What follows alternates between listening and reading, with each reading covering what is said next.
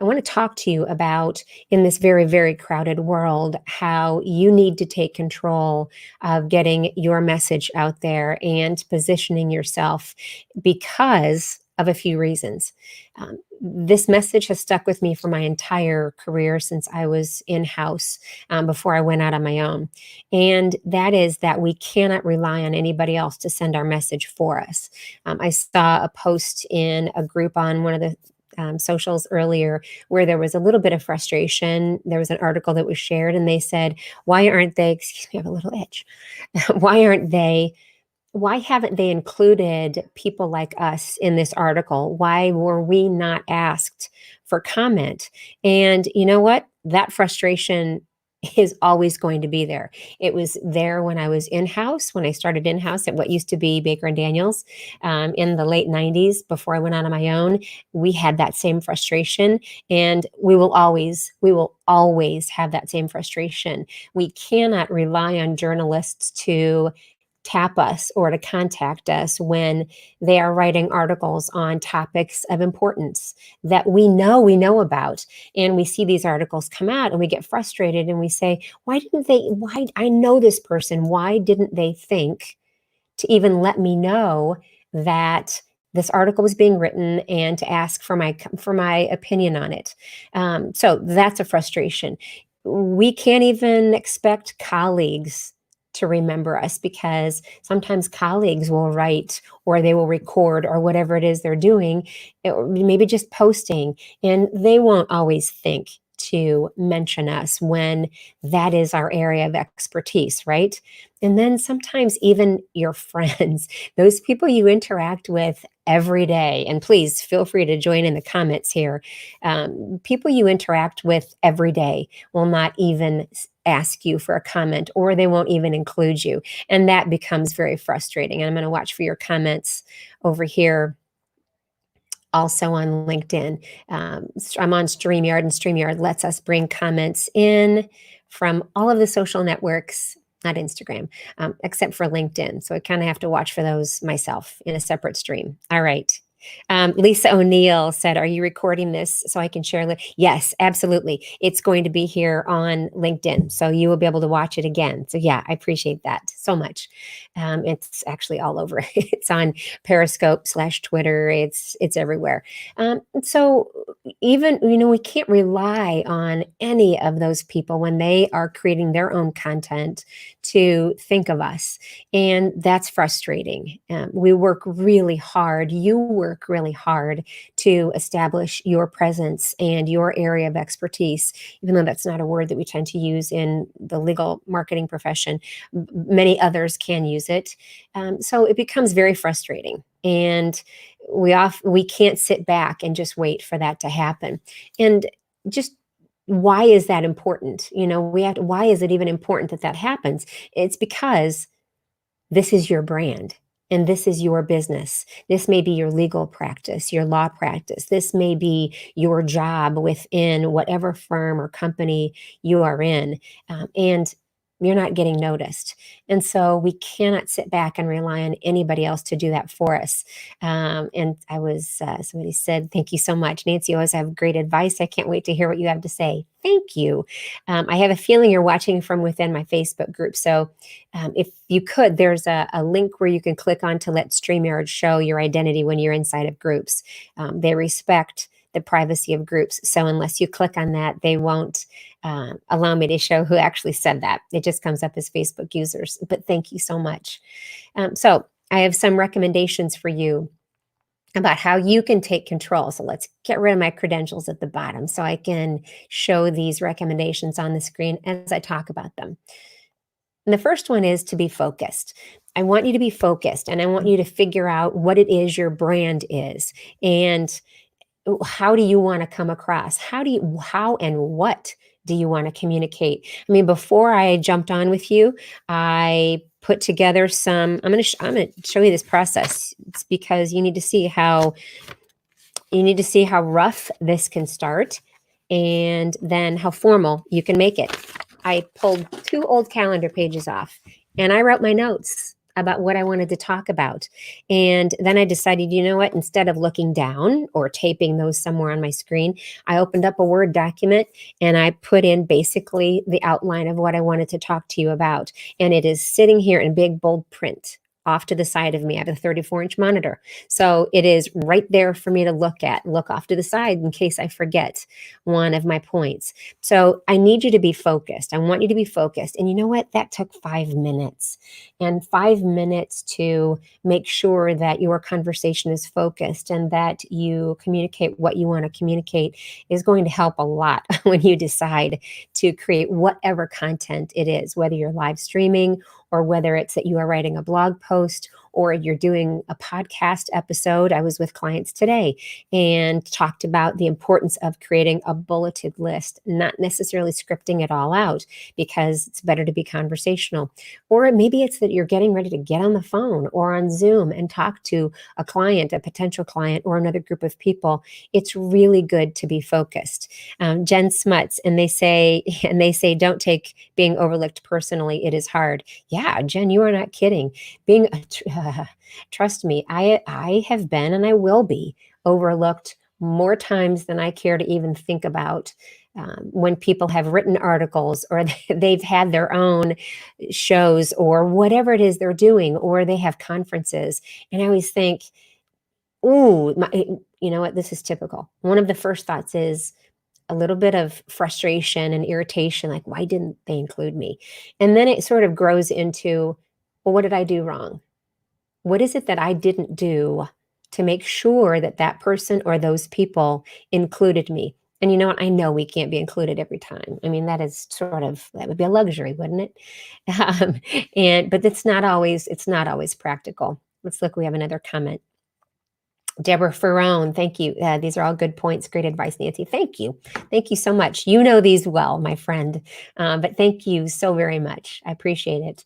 And so so be focused. The other one is, and this is sort of a close cousin, be out front. We can't be afraid. We can be afraid, but we still need to do it, of being out front. And it's okay to take the lead on something. And we have to give ourselves permission to be the one that comes across as the leader, even when we don't always feel like it. So sometimes you're not going to feel like being out front, and you're going to be just a little bit wary of it, or you're not going to feel like writing that blog post, or you're not going to feel like pulling your microphone over and creating a podcast episode about something. You're not going to feel like going live on any of these platforms. And what we have to do is we have to give ourselves permission and to say, you know what? I appoint me the leader. Nobody else has to appoint me the leader. And if I sit around and I wait for somebody else to appoint me as the leader, then it may very well not happen. So you need to be out front, and you need to give yourself permission to say it's okay to be out front. Another close cousin, need to be visible. And that doesn't mean being in everybody's faces 8 hours a day. I mean, there are days when I am completely consumed with other projects, or that I have blocked off on my calendar to work on a project. And those things have to happen. And so there are days when I am not very visible at all. But because you are visible often enough, then you will begin to send the message to people that you are visible all the time. And you'll be pleasantly surprised that when you are consistent with being visible, and then even if you have to back away for a day or two or three or a week because you have another project, you will still have people say to you, gosh, I see you all the time, which must mean they're visible too, or they're on social, or they're on these platforms all the time too, because they're seeing you. So that's always kind of funny to hear when I hear that comment when people say, you're everywhere. That must mean they are too, because they're seeing me. So it's something we have in common, and they didn't even realize it. So you just have to be visible. Again, can't wait for somebody else to pluck us out of a crowd and say, you know what, it's your turn. I'm gonna anoint you visible today. No, you know what? Sometimes that happens, and sometimes we have wonderful people that take us by the hand, and they either mentor us or they decide that they want us to say something that they know we know about. But you know what? I venture to say that probably more times than not, people don't do that for us. The other thing I want you to do is be brave when you're afraid. You might have nerves about doing any one of these things. And you know what? That's all right. They're just nerves. And those nerves go away once you start. Did I have any nerves or any butterflies while I was preparing my notes? Of course I did. When I give presentations, when I do anything, of course I have butterflies. Those are often because I'm excited about doing what I do for a living, and so I get excited about it, and that causes that fluster in my belly and those butterflies. And, or I'm not sure I'm prepared enough, or whatever it is. Did I create the right PowerPoint slides? Did I practice enough? Probably didn't. All of that is being afraid. But you know what? It's not what I know is what I want you to know. I know that's not going to kill me. I know it's not going to make me sick. Well, I mean, I hope. I mean, some people it might make sick, and you know what? That's a valid concern. But we need to get over that. We need to say to ourselves, you know what? It's all right. I'm going to work right through this being afraid thing, because you know what? When I'm on for how long? I can't even see how long it's been. I know there's a timer here somewhere. Then we're going to get over it, and it's going to become a lot more comfortable the longer we do it, or the further along we get in the process. That is one thing that I know to be true with all the people I have worked with and with my own situation. And that happened today when I was with lawyers recording their first podcast. They were really good right from the start. It was two people recording together, and they did a great job right from the start. But it was so much fun to watch that the longer they went on, and this happened within, I would say, 2 or 3 minutes, they both became so natural and so comfortable doing what they were doing that I think they were getting over their fears and their hesitation and their butterflies. So I want you to be brave. I know that sounds like, some superhero kind of thing, but I want you to be brave when you're afraid. It's okay to be afraid. I also want you to be resourceful. I want you to say that, you know what, I'm not going to be on any of these social networks all day, every day. So if I create this one piece of content, if I write this one blog post, if I create this one episode of this podcast, whatever it is I'm going to do, or it may be that you just send a quote. It may be, I often do this one, it may be that you leave an extensive comment on someone's update or question on LinkedIn or Facebook, on Twitter, or wherever it is. I'm going to take that and I'm going to repurpose it. I'm going to be resourceful. And there is no rule anywhere that says that you have to create 10,000 pieces of content in a year's time. There is no rule that says that you can't take a piece of content that you have created and shorten it, lengthen it, make it look different, do whatever you want to do to it, put a graphic with it, and then share it somewhere else. There's no rule that says you cannot do that. There is no rule that says that it's not okay to repurpose content and show it in other places, or even show it in the same place, but in a different format. Example, I have written blog posts that have also been podcast episodes. They change a bit. I reformat my podcast episodes as blog posts, and that calls for different formatting. That calls for headlines. That calls for tightening up conversational tone like this, because if I put in every word that I was saying, it would be the weirdest. It would be the weirdest blog post ever. And then I've also taken some of the finer points.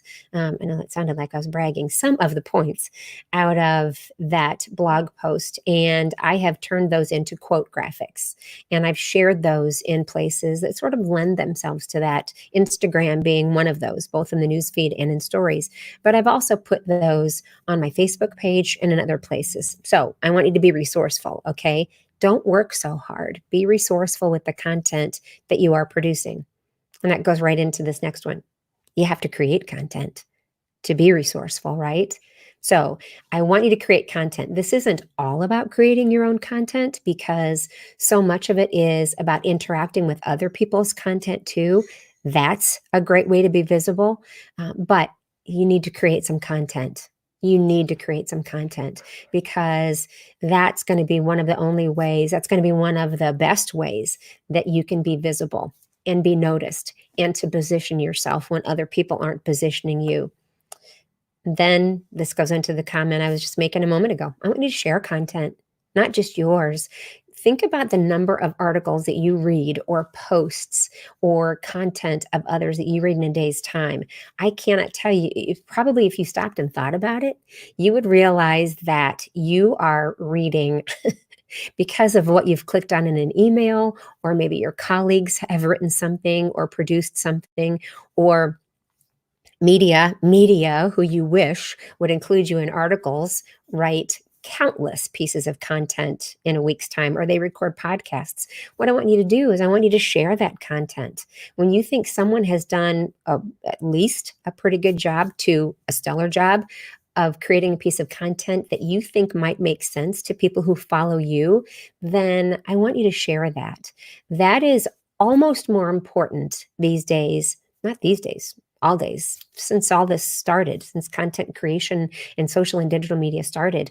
It is almost more important to share others' content and add value and show yourself and make yourself valuable to someone else, a creator of other content, than it is to put your own information out there, because that's where the relationship building comes in, right? All right. I also want you to, this goes right along with it. It's kind of what I was just saying, isn't it? When you interact with media, bloggers, and others, you know what? Let's pretend that I'm writing about something that I normally cover, something you do, and that we have complementary businesses. Then why wouldn't you find some piece of my content and just share it and comment on it? But this shouldn't be about me. Do it about a journalist that is covering a beat that has to do with your practice, or it is somebody who blogs regularly and isn't necessarily a competitor, because asking competitors to, or interacting with competitors' content in the hopes that they're going to mention you is kind of wonky, right? It's kind of odd. So don't expect that. But anybody else who you think might be in a complementary business, or that they produce complementary content, just go and interact with that. Interact with people's content on LinkedIn, on Facebook, on Twitter, wherever you might be seeing it. And just, again, don't hide. Don't make yourself visible. And really, the bottom line is that you have to, and I say this three-word phrase a lot, you have to be the one to take control of you. You have to control your message. You need to control what is written about you in these spaces by creating that content and getting your own messages out, and not sitting around and waiting for those other people to send your messages for you. Trust me, you are going to continue to be frustrated in this world if you sit back and wait for someone else to notice a really good live stream or something that you put your heart and soul into, your knowledge. How many years have you been in your practice? How many years have you spent sending messages about what you do? And this frustration is definitely not going to go away. It is not going to go away until you decide that it is worth your time to be the one that takes control of sending the messages about what you do and who you can help and the knowledge that you have in your head. All right, well, let me make sure I don't have any other comments. No, we are good. We are good to go. We are good to go in both places. I just wanted to make sure that I wasn't ignoring anybody who had commented on this. But thank you so much. I appreciate you taking more than a few minutes to spend some time with me here. And I look forward to being with you next time. And again, thank you so much. I appreciate it. All right, take care, everybody.